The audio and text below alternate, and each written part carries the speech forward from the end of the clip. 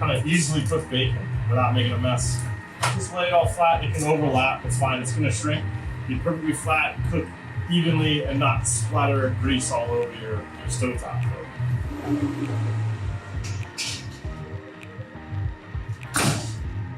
Should be good. How perfect that is. And then you can put it on an angle, drain all the fat off it. And then if you need to cook it more later, but it's a good way to do like huge batches. That was just 18 minutes at 180. It's just a good way to do a lot at once. But like I said, you can cook it a little bit longer if you want.